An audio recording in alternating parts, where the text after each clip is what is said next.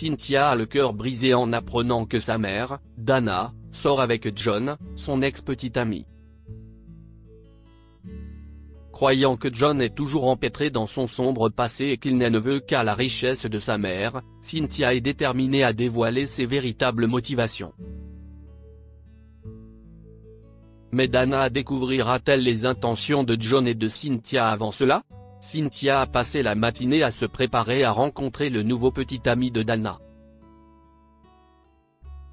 Dana s'était montrée inhabituellement avare de détails, ce qui rendait Cynthia méfiante à l'égard de cet homme. « Bonjour », dit Cynthia en entrant dans l'appartement. Elle balaya l'espace des yeux curieux et repéra sa mère sur le canapé du salon. Son homme mystérieux était juste à côté d'elle, mais tout ce que Cynthia pouvait voir de lui, c'était l'arrière de sa tête. À la façon dont sa mère redressait sa robe avec gêne, il était clair qu'ils venaient de s'embrasser. « Oh, ma chérie, tu es en avance », dit sa mère en souriant d'un air penaud. « Mais puisque tu es là, laisse-moi te présenter mon petit ami, John. » Le dos de l'homme faisait toujours face à Cynthia tandis qu'il se levait, redressait sa chemise et passait ses doigts dans ses cheveux. Elle se rendit compte qu'il était jeune, plus proche de son âge que de celui de sa mère, mais le plus grand choc était encore à venir. L'homme s'est tourné vers elle et s'est figé. La mâchoire de Cynthia s'est décrochée alors qu'elle fixait John, l'homme avec qui elle avait rompu il y a presque 2 ans. La minuterie du four a retenti, brisant la tension. Et si vous appreniez à vous connaître tous les deux? Je crois que la tarte est prête, dit Dana avant de quitter la pièce. S'apercevant que Dana est partie, Cynthia confronta John. « Est-ce que tu te venges parce que je t'aille largué ?» a-t-elle demandé.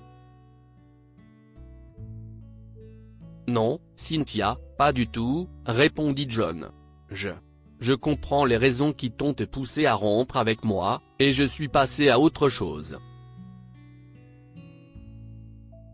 Je suis désolé, je n'avais jamais réalisé que Dana était ta mère.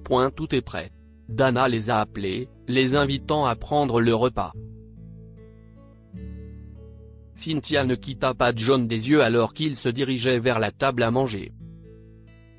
« Oh, j'ai oublié le vin », s'est exclamé Dana. « Je reviens tout de suite. »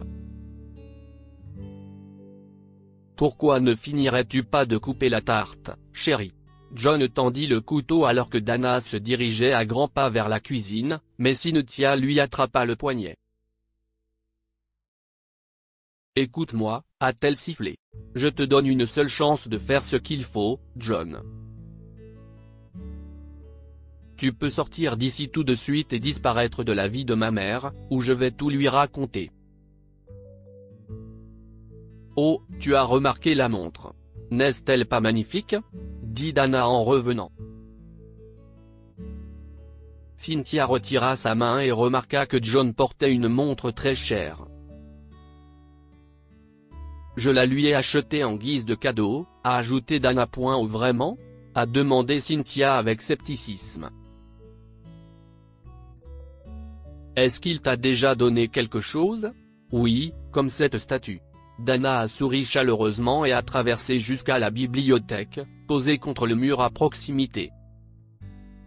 « Regarde-la. Il l'a fabriquée pour moi de ses propres mains. » Dana a porté la statue avec révérence et l'a donnée à Cynthia. Celle-ci examina la statue d'argile difforme. Il était presque impossible de dire ce qu'elle était censée représenter, et elle était manifestement faite d'argile bon marché séchant à l'air. « Il a fait ça de ses propres mains ? Je n'aurais jamais deviné, » dit Cynthia d'un ton sarcastique.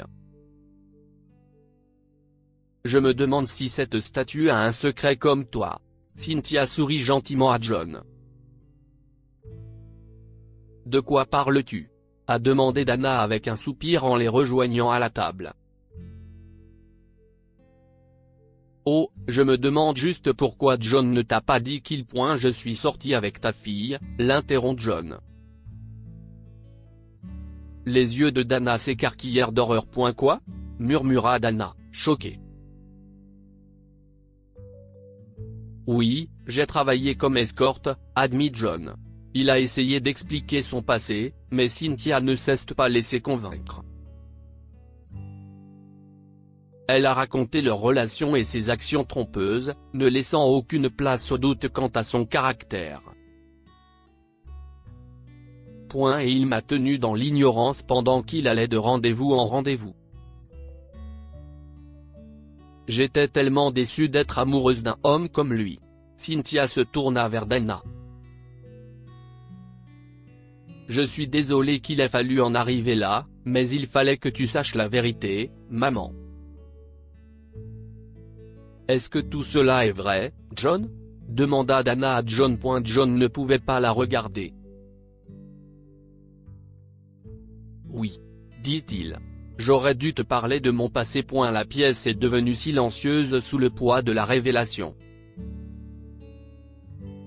L'expression de Dana était un mélange de douleur et de confusion. Cynthia ne pouvait que regarder la vérité qu'elle avait dévoilée commencer à défaire l'image que sa mère avait de John. Si est alors que John a fait une confession inattendue.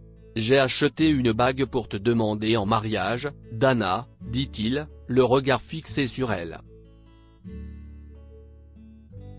Mais je pense que tu mérites mieux.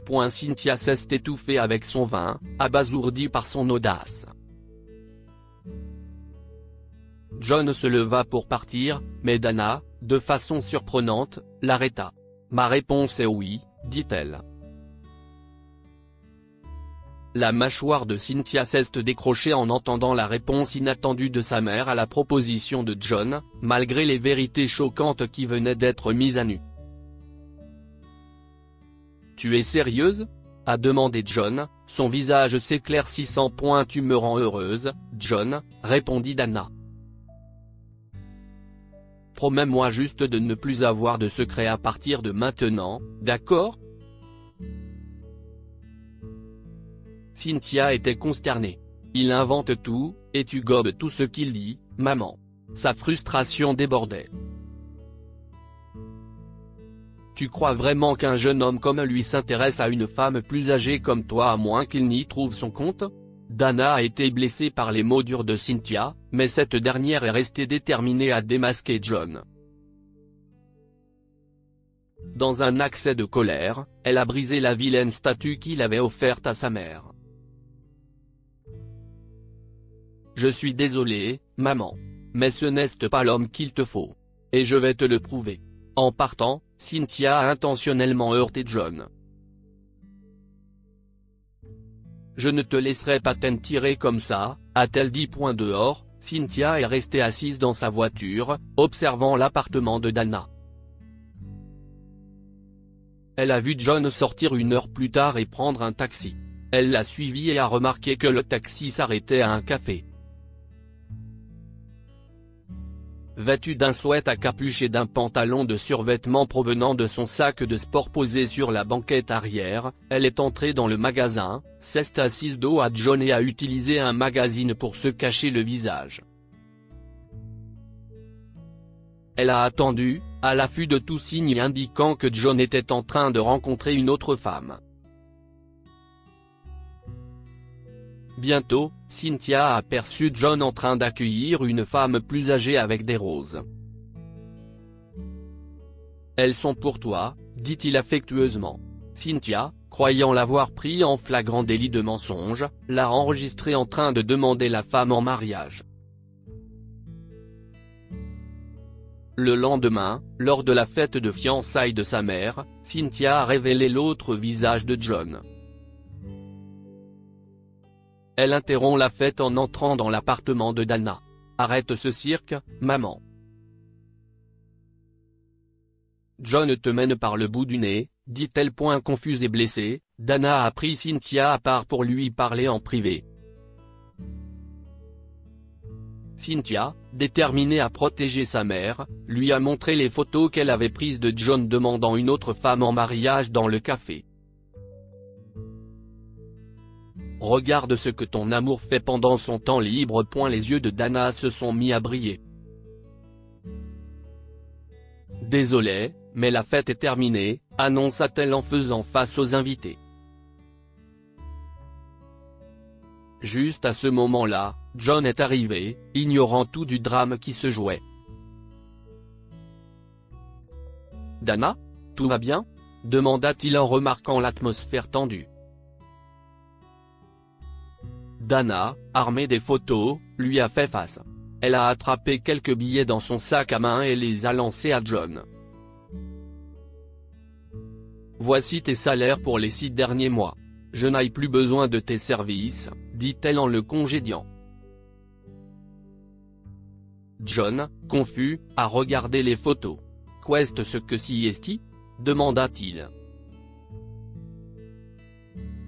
Alors que Dana quittait la pièce, la femme des photos est entrée. Cynthia, croyant qu'il s'agit de la maîtresse de John, l'a accusé. « Tu as amené ta maîtresse à ta fête de fiançailles ?» « Ma maîtresse ? De quoi tu parles ?» répondit John, surpris. Il se tourna vers la femme. « Je suis désolé, maman, il y a un malentendu. Je reviens tout de suite. » Cynthia a fait face à la femme, abasourdie. « Vous ne pouvez pas être la mère de John. Il vous a demandé de l'épouser. J'ai vu la demande en mariage au café. C'était une répétition, » a clarifié Teresa. « Je suis la mère de John. » Cynthia a été submergée par le regret. « Je pensais qu'il avait repris ses vieilles habitudes », a-t-elle murmuré. « Le père de John était très malade », a expliqué Teresa avec douceur. « Nous n'avions pas les moyens de payer l'hôpital ou les médicaments. John a trouvé un moyen de gagner beaucoup d'argent en peu de temps. Il l'a fait pour pouvoir rendre les derniers mois de son père aussi confortables que possible. » Cynthia, alourdie par la réalisation de sa grave erreur, saisit son sac à main, prête à quitter la fête. Elle s'arrêta, apercevant les morceaux de la statue que John avait fabriquée et qu'elle avait brisée un peu plus tôt. Rapidement, elle ramassa les fragments et partit. Plus tard, à l'appartement de Dana, Cynthia a entendu John consoler sa mère. « Elle ne voulait pas t'humilier, » dit John. « Elle t'aime et ne faisait que se montrer protectrice. » Cynthia, sentant la profondeur de son erreur de jugement, s'est approchée d'eux. « Maman, John. Je suis vraiment désolée, » dit-elle, la voix remplie de regrets.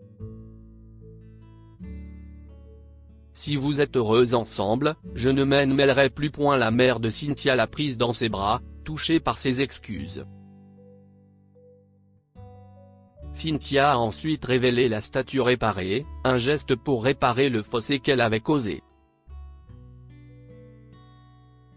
L'atmosphère s'est allégée lorsque John s'est préparé à faire sa demande en mariage.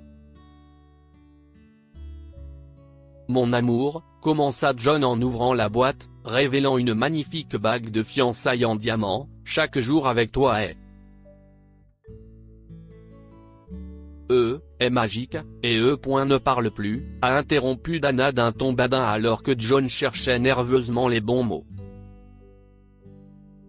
Je dis oui. La fête de fiançailles s'est poursuivie sur un air de joie et de célébration, et Cynthia n'a pas pu s'empêcher d'être emportée par le nouveau bonheur qui entourait sa mère et John. Lorsque la soirée s'est terminée, Cynthia s'est retrouvée assise avec sa mère et John dans le salon confortable. Soudain, une idée a surgi dans l'esprit de Cynthia. Vous savez ce qui rendrait cette soirée encore plus spéciale ? Quoi, chérie ? A demandé Dana. Une escapade secrète pour un mariage, juste vous deux. Pas de drame, pas de stress, suggéra-t-elle avec enthousiasme. Le visage de sa mère s'illumina. Ça a l'air merveilleux. John, qu'en penses-tu? John a été pris de court, puis a souri, réchauffé par l'idée d'un début privé et magique pour leur nouveau chapitre ensemble. Faisons-le, a-t-il accepté, son sourire revenant. Dana s'est précipitée à l'étage pour faire ses valises, et Cynthia a couru vers John. Elle sortit une enveloppe épaisse de son sac à main et la lui tendit. « Assure-toi que maman signe ces documents juste après le mariage », lui a-t-elle demandé. John, sceptique, a rangé l'enveloppe. Me fera-t-elle assez confiance pour les signer? Elle signera sans hésiter, lui assura Cynthia, la voix teintée d'une pointe de ruse. Elle est trop confiante. Oh, maman. Comment as-tu pu être aussi stupide? Tu ne sauras jamais ce qui t'a frappé, maman. Tu ne sauras jamais que ta fille a été plus maligne que toi. Tu m'as fait mendier de l'argent assez longtemps. Tu m'as dit que je n'en étais pas encore digne. Eh bien. Maintenant, nous allons voir comment tu vas m'empêcher de prendre tout l'argent de la famille. Repoussant ses pensées, Cynthia embrassa John avec passion. Ça m'a manqué, murmura-t-elle. Oh, tu me manques tellement. Ne t'inquiète pas, dit John en rabattant ses cheveux derrière son oreille, bientôt, nous n'aurons plus à faire semblant. Bien sûr, ils n'en auront pas besoin. Ils avaient réussi à duper Dana. Dites-nous ce que vous pensez de cette histoire et partagez-la avec vos amis. Elle pourrait égayer leur journée et les inspirer. Cette histoire est inspirée de la vie quotidienne de nos lecteurs et rédigée par un écrivain professionnel. Toute ressemblance avec de véritables noms ou lieux est une pure coïncidence. Toutes les images sont utilisées uniquement à des fins d'illustration. Partagez votre histoire avec nous. Elle changera peut-être la vie de quelqu'un. Si vous souhaitez partager votre histoire, envoyez-nous un mail à info@amomama.com.